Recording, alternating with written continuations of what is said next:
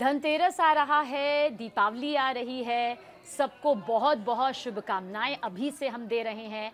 लेकिन ये पॉडकास्ट जिसमें मैं सबीना तामंग देशमुख आपके साथ हूं और मेरे साथ मौजूद है देश की सबसे जानी मानी प्रसिद्ध मशहूर ज्योतिषाचार्य सारथी त्रिशला जी, जिन्हें आप रोज़ाना सुनते हैं, रोज़ाना देखते हैं। उनके उपायों से अपनी ज़िंदगी में एक बहुत बड़ा चमत्कारी जो बदलाव है वो भी आपकी ज़िंदगी में आता है। बहुत बहुत धन्यवाद सबसे पहले आपका, धनतेरस की शुभकामनाएं, दीपावली की बहुत सारी शुभकामनाएं साथी त्रिशला जी आपको।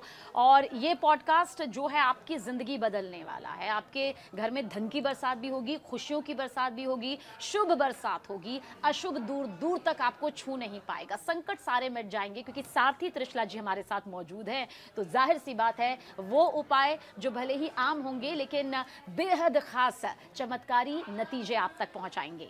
तो धनतेरस से शुरुआत करते हैं सारथी जी। सबसे पहले जो कंफ्यूजन यहाँ पर हमारे सभी दर्शकों में अमूमन आ रहा है, कुछ कह रहे हैं कि हम 18 को मनाएंगे धनतेरस, कुछ कहते हैं कि हम 19 को मनाएंगे। आप बता दीजिए दर्शकों को कि 18 को मनाना शुभ है या 19 को। जो लोग प्रदोष और रात्रि बलि पूजा का महत्व देते हैं उनके लिए 18 शुभ है, और जो ये मानते हैं कि हमें बिल्कुल मुहूर्त के हिसाब से पूजन करना चाहिए उनके लिए 19 ज़्यादा शुभ है। और ऐसे ही दीपावली को लेकर भी है, कोई कह रहा है कि हम तो 20 को दीपावली मनाएंगे, कोई कह रहा है कि नहीं 21 सबसे ज़्यादा शुभ है। आपके हिसाब से देश भर में यहाँ भी वही चीज आ जाती है कि अगर आप प्रदोष और रात्रि बलि, जैसे आप काली पूजन करना चाहते हैं, हाँ जी, आप विशेष रूप से सिंह लग्न के अंदर पूजन करना चाहते हैं तो आपको 20 को करना पड़ेगा। लेकिन अगर आप मुहूर्त के हिसाब से पूजन करना चाहते हैं और विशेष मुहूर्त पर कुछ पूजा और सिद्धियां करना चाहते हैं या कुछ साधनाएं करना चाहते हैं तो आपके लिए 21 ज्यादा शुभ माना जाए। पर ये कहा जा रहा है 21 में तो शाम तक जो मुहूर्त है वो समाप्त हो जाएगा, फिर लक्ष्मी पूजन क्या तब शाम को किया जा सकता है? प्रदोष काल में किया जा सकता है, लेकिन प्रदोष युक्त दीपावली 21 को नहीं आ रही है।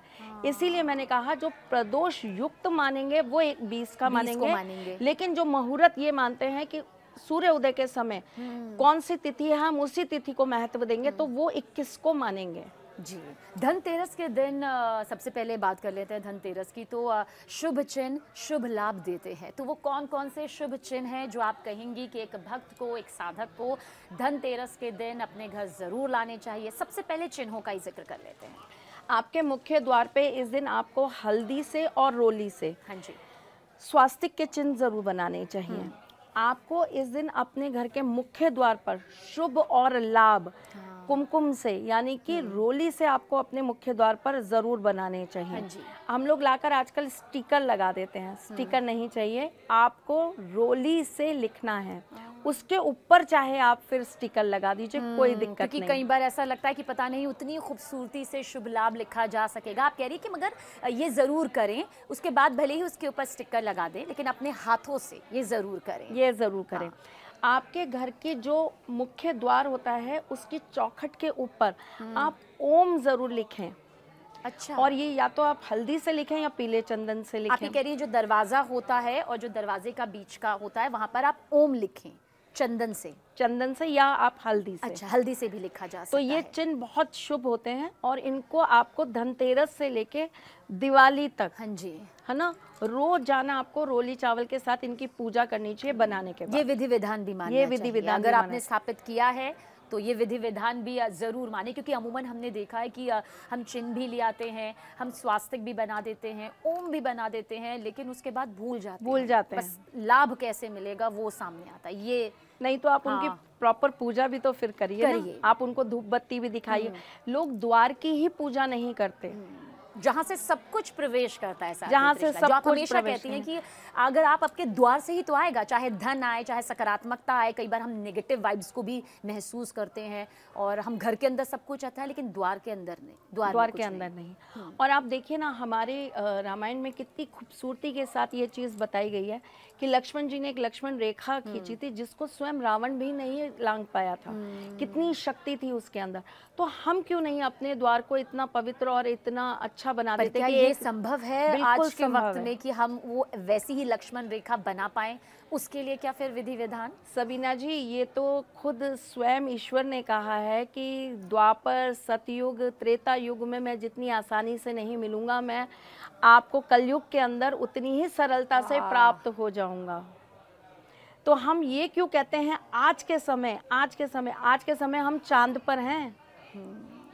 आज के समय हम मोबाइल हर कोई यूज कर रहा है, उस समय में सिर्फ एक के पास ये जी। ताकत थी जो आपके स्क्रीन पर देखकर आपको आंखों देखा हाल सुना रहे थे संजय आप महाभारत जब भी, में। माफ करिएगा रोक रही हूँ आपको, आप जब भी आती हैं, हमसे मिलती हैं, बातचीत करती हैं, और जब आप कहती हैं कि इसके ज़रिए मतलब प्रभु कितने करीब आ जाएंगे, तो मैं सच कहती हूँ, मतलब एक अंदर से मुझे लगता है कि हाँ आ जाएंगे, मतलब प्रभु मिल जाएंगे। वैसे हम ढूंढते हैं क्योंकि हम इंसान हैं, पर क्योंकि आप धर्म की जानकार हैं, आप ज्योतिषाचार्य हैं, आप चीज़ों को बहुत बारीकी से यहाँ पर अपनाती हैं, समझती हैं, उन्हें फॉलो करती हैं।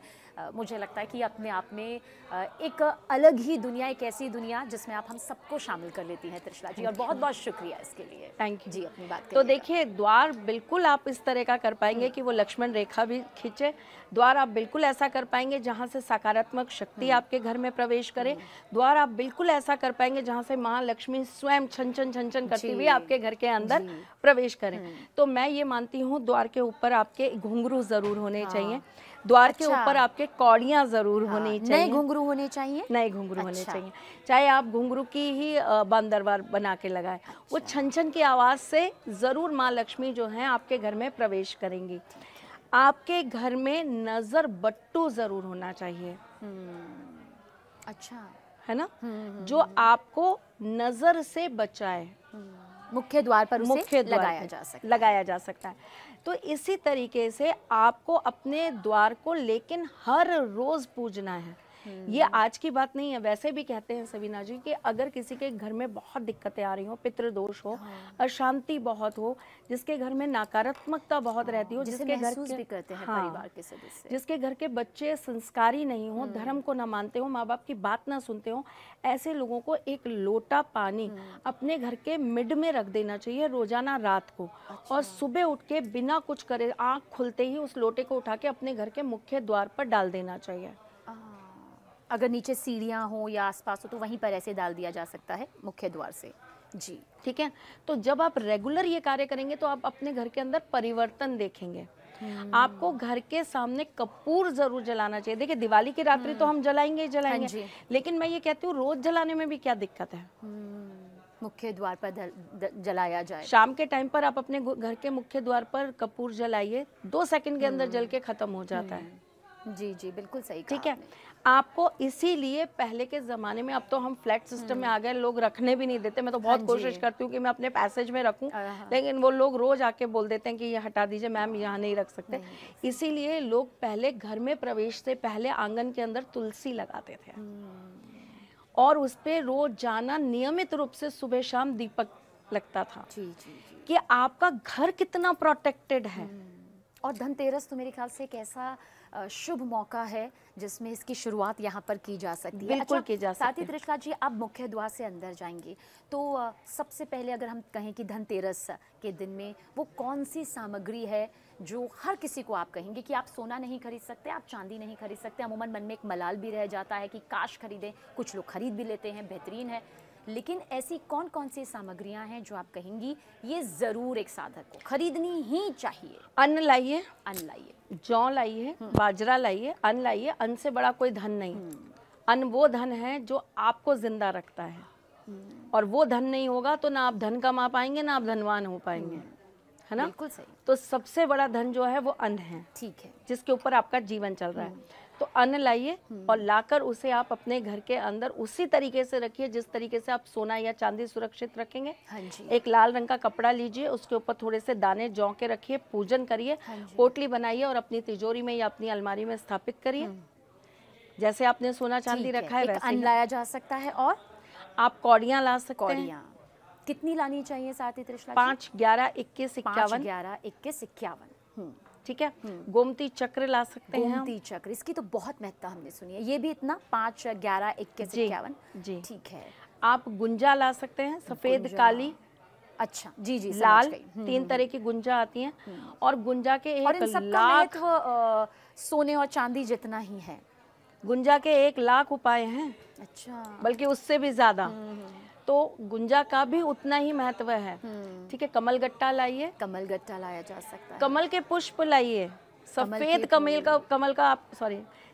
कमल का पुष्प अगर आपको मिल जाए तो उससे बेहतरीन कुछ नहीं हो सकता इस दिन। अच्छा। और जो आप बता रही थी एक बार साबुत धनिया, वो भी लाया जा साबुत सकता है। धनिया लाया जा सकता है, और साबुत धनिया का तो हम उस दिन पूजन भी करते हैं ना। हम भगवान धन्वंतरी को भी चढ़ाते हैं, हम कुबेर जी को भी चढ़ाते हैं, हम जो यम का दीपक लगाते हैं उसमें भी हम थोड़ा सा डालते हैं। जी जी। तो ये तो होता ही है, ये सब लाया जा सकता है। बिल्कुल लाया जा सकता है। मिट्टी के दीपक, मिट्टी का घड़ा, ये क्या तो ये हम भी लाते शुभ ही है? हैं। हाँ, ये तो हम उस दिन लाते हैं। मिट्टी लाते लाना हैं। तो बहुत शुभ होता है उस दिन। जी। इसीलिए मैंने आपसे कहा ना कि गोबर और मिट्टी को मिलाकर द्वार पे जो है लिपाई की जाती है, वो इसीलिए क्योंकि वो बहुत शुभ माना जाता है। और झाड़ू की भी क्या कोई कोई आप बताना चाहेंगे कि वो धनतेरस के दिन लाई जाए या फिर दीपावली के दिन लाई देखिए जाए? सबीना जी, ये पर्सन टू पर्सन डिपेंड करता है। कई घरों के अंदर दीपावली पे लाई जाती है और कई लोगों के यहाँ धनतेरस पे के लाई दिन ही जाती ले है। आई जाती हाँ। है। ठीक है। और कौन सी ऐसी चीज़ें जो आपको लगता है कि धनतेरस के दिन में घर के अंदर प्रवेश ना ही करें तो अच्छा है, क्योंकि उसके साथ में नेगेटिव एनर्जी, नकारात्मकता भी प्रवेश करती है, जिसे भले ही कोई माने या ना माने, अगर आप मानते हो तो? मांस, मदिरा, इन चीज़ों का घर में प्रवेश मत करिए। और अगर है तो उसे मेरे ख्याल से शायद घर से बाहर कर देना ज़्यादा कर देना बहुत ज़रूरी है। कई लोग ना इस दिन असला भी खरीदते हैं। हाँ जी। अस्त्र। हाँ जी। ठीक है, नहीं लेना चाहिए। नहीं लेना चाहिए। लोहा नहीं लेना चाहिए, आप नहीं लेना चाहिए। ये सारी चीज़ें थोड़ी सी हमारे लिए दिक्कत करती हैं। इन चीज़ों को नहीं लाना चाहिए इस दिन। चमड़ा नहीं लाना चाहिए। और दान, कई बार ऐसा होता है कि धनतेरस के दिन हमें लगता है कि हम ये सब खरीद लेंगे, दिवाली के दिन हम ये सब खरीद लेंगे और हमारे लिए सिर्फ शुभ ही शुभ होगा। क्या आपको लगता है इस बीच जो परिवार दान पुण्य भूल जाता है, कहीं ना कहीं विधि विधान अधूरा रह जाता है? बिल्कुल करना चाहिए। देखिए, त्योहार प्रकृति के लिए है, प्रकृति के कण कण के लिए और सबके लिए है। तो जो असमर्थ है उनको देना चाहिए। उस दिन आप अन्न का दान जरूर दीजिए। अन्न का दान किया जा आप सकता फल का दान जरूर करिए। कपड़े, वस्त्र आप लोगों को दीजिए। उनकी भी दिवाली है, वहाँ भी जाकर आपको बांटना चाहिए। हो सके तो आप जो गरीब लोग होते हैं जिनके पास नहीं है कि वो बहुत दिए खरीद सके, तो आप उनको मिट्टी के दिए जाकर भेंट करिए ना। ये भी एक तरह का दान है उस दिन। पर आप कह रही हैं कि अन्न का दान सबसे ज़्यादा शुभ दान आपको लगता है कि धनतेरस और दीपावली के दिन पर। अच्छा सारथी त्रिशला जी, कई बार ऐसा होता है कि पैसों का भी दान यहाँ पर किया जाता है। कहीं भी आते हैं तो लोग अपने से पैसे निकाल देते हैं, पर मैं कहीं सुन रही थी, कहीं देख रही थी कि हर बार पैसे ऐसे ही बिना सोचे समझे नहीं करने चाहिए। वो लक्ष्मी है और आपको उस लक्ष्मी की कद्र करनी चाहिए। आर्थिक ज़रूरत अगर किसी को है तो एक अलग मसला हो सकता है। क्या ये सच है? तो आप उसको किसी ऐसी चीज़ के फॉर्म में दे दीजिए ना जो उनके लिए यूज़फुल हो जाए। पर आप ये कह रही हैं कि ऐसे ही जेब से निकाल कर पैसे नहीं दे देने अब वो देखिए, अब जैसे मैं आपको एक बहुत छोटी सी चीज़ बताती हूँ। कई बार क्या होता है, घर में काम करने वाली जो लेडीज़ होती हैं, हम उनको अपने मन से ये देते हैं कि ये लो 500 रुपये, तुम अपने लिए कुछ ज़रूर ले आना, तुम अपने लिए कोई सूट ले आना, तुम अपने लिए कुछ बनवा लेना।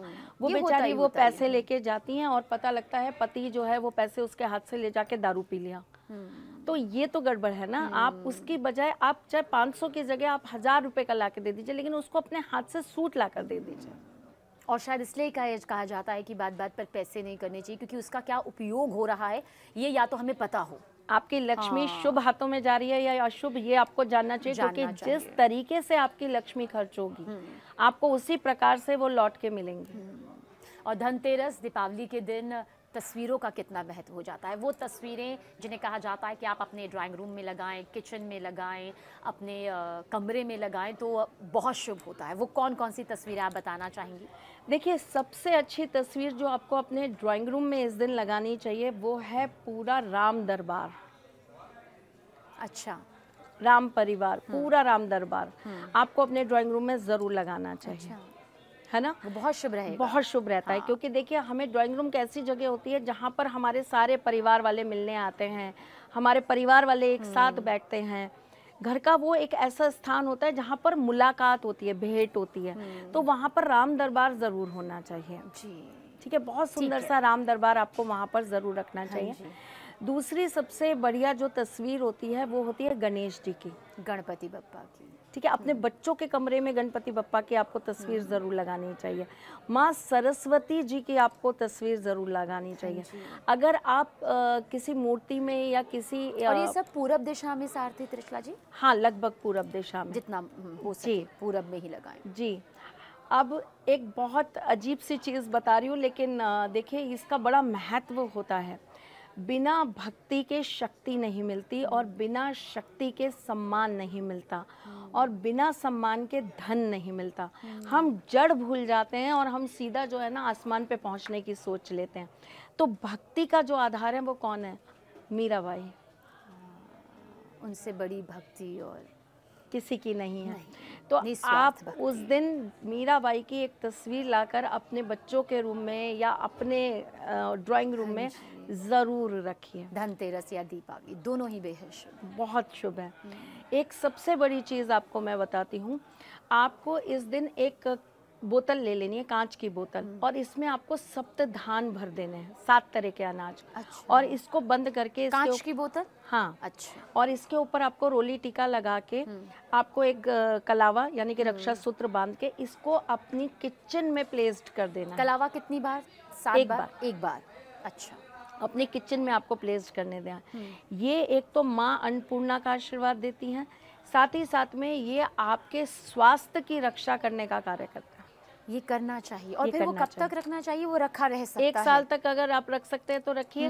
अगर बीच में खराब आपको होता हुआ दिखता है कि इसमें कीड़े पड़ रहे हैं या कोई खराब हो रहा है, तो आप तुरंत कोई अच्छी तिथि देखकर चेंज कर दीजिए। और ये धनतेरस या दीपावली से किया जा सकता है, और ये किचन में रखना चाहिए। देखिए धनतेरस पर लोग करते नहीं है, लेकिन सबसे ज़्यादा जो चीज़ उस दिन हमें प्रमुख रूप से करनी चाहिए, हमें अपने रखे हुए जो अन्न है, हमारा जो स्टोर रूम है, उसकी विशेष पूजा करनी चाहिए। ये बहुत ज़रूरी है। अन्न के कंटेनर के अंदर कौड़ी डाल के रखिए, चांदी का सिक्का अगर आप अफोर्ड कर सकते हैं चांदी का सिक्का डाल के रखिए, गोमती चक्र डाल के रखिए, लघु नारियल डाल के रखिए, जहाँ हमारा अन्न रहता है, जहाँ आपका अन्न रहता है। अब तो गेहूँ स्टोर करना ही बंद कर दिया लोगों ने। बताई है उसके अंदर भी रखा जा सकता है। अच्छा। देखिए लोगों ने गेहूं तो अब स्टोर करना बंद कर दिया है, लेकिन मैं ये कहती हूँ कि आप धनतेरस वाले दिन एक डब्बा छोटा सा ही बनाइए जिसके अंदर गेहूं रखिए, पर रखिए जरूर, क्योंकि चावल के डिब्बे के अंदर रखिए। ये छोटी छोटी सी परंपराएं करके देखिए ना, आप जितना परेशान होते हैं। देखिए मैं एक चीज़ जानती हूँ सबीना जी, पहले के लोगों में और अब के लोगों में एक बहुत बड़ा अंतर आया। पहले लोग जो कर्म है, जो मेहनत है, वो करते थे 80% और उसका फल पाते थे 30%। अब लोग जो है मेहनत करते हैं 100% और उसका फल पाते हैं 10%। जी बिल्कुल सही कह रहे हैं। तो आप जितना मेहनत कर रहे हैं उसका फल भी आपको उसके अनुरूप मिले। किसी चीज़ की कोई बुराई तो नहीं है। हमारा ही देश था जो सोने की चिड़िया कहलाता था, तो दोबारा सोने की चिड़िया बनाने में क्या दिक्कत है? हमारे पूर्वज मानते थे इन रीति रिवाजों को, पूरी तरह से मानते थे। ये तो समय के साथ में हमारे आसपास के जो हमारे दुश्मन हैं, उन्होंने कुछ ऐसे लोगों को लाकर बैठा दिया है जो ये कहते हैं ये सब बकवास होता है, ये सब फालतू होता है, इन चीज़ों में कोई दम नहीं होता है। मैं कहती हूँ आप स्वयं करके देख लीजिए ना, आपका जा क्या रहा है। और विज्ञान भी एक रेखा के बाद कहता है कि अब भगवान के भरोसे हैं सब, अब भगवान पर विश्वास करिए। यानी कि उसकी ताकत की भी एक सीमा है, लेकिन हम जानते हैं उस ईश्वरीय शक्ति की कोई सीमा नहीं है, वो असीम है, वो असीम, अनंत है, वो अनंत है जी। तो हमें इन चीज़ों को थोड़ा थोड़ा ध्यान रख के इन विशेष तिथियों पे और त्यौहार पर हमें ये कार्य ज़रूर करना चाहिए।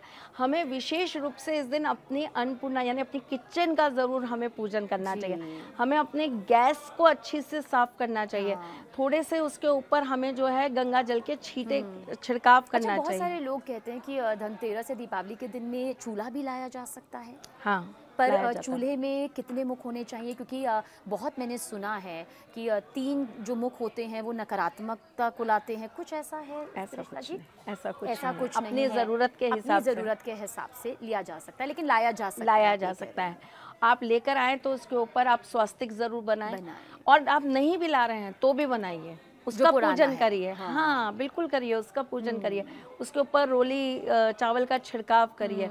आपका जो आरओ सिस्टम है, जहाँ से हम पानी प्राप्त करते हैं, जिस पानी को हम अपने शरीर के अंदर लेते हैं, और हमारे शरीर के अंदर 90% डिजीज का जो कारण होता है ना, वो पानी होता है। हाँ जी, बिल्कुल सही कह रही हैं आप।